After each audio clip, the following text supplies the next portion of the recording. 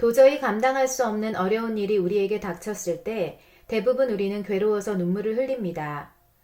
예수님의 산상수훈 현장에 모인 사람들 역시 처절한 고통과 괴로움에 눈물 흘리는 사람들이 많았을 것이고, 예수님은 그런 그들을 향해 애통하는 자는 복이 있나니 저희가 위로를 받을 것이다 라고 말씀하셨습니다.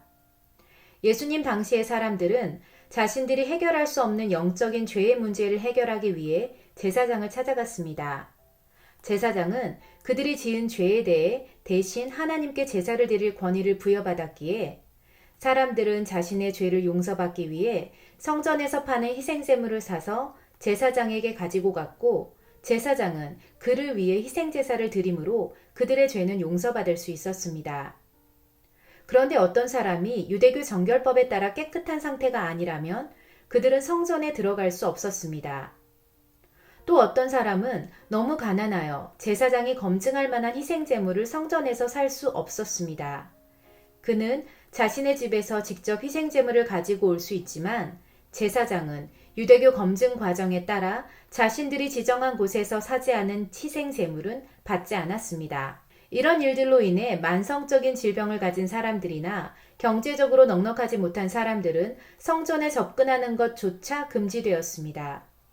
그래서 자신들의 영적 문제를 해결할 방법이 전혀 없었습니다. 그렇지만 그들은 자신들의 영혼을 괴롭히는 해결되지 못한 문제들을 해결하기 위해 끊임없이 몸부림쳤습니다. 그러던 중 예수님의 소식을 듣게 되었고, 예수님이 계시는 그곳을 향해 이들은 움직였습니다. 그리고 예수님이 계신 그곳에서 그들의 죄는 용서를 받았고 자신들의 미해결 과제를 해결받았습니다. 만약 성전에 들어가지 못한 사람들, 즉 각종 질병에 걸린 사람들, 가난한 사람들, 귀신 들린 사람들이 회복을 위해 간절히 노력하지 않았다면 과연 예수님의 구원과 위로가 그들에게 임할 수 있었을까요? 괴롭고 슬픈 일이 있을 때 그냥 그 자리에 주저앉아 하염없이 울며 어떡하지만 외친 채 아무것도 하지 않으면 문제는 해결되지 않습니다. 그 어떤 위로도 응답도 해결도 없습니다.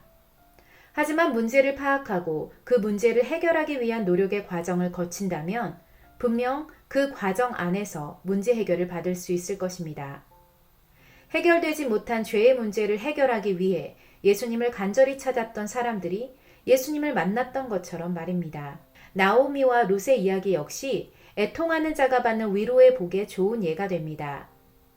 이방 땅에서 남편과 두 아들과 재산, 모든 것을 잃은 나오미가 애통하며 다시 고향 땅 베들레헴으로 돌아왔을 때 룻을 통해 자신의 기업이 회복되었고 다윗의 할머니라는 축복의 계보 속 주인공이 되었습니다.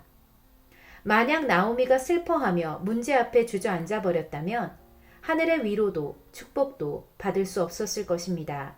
우리에게 반드시 해결해야 할 문제와 상황이 있다면 애통하며 문제를 해결해 주실 하나님께 나아가야 합니다. 애통하는 것만 하면 안 됩니다.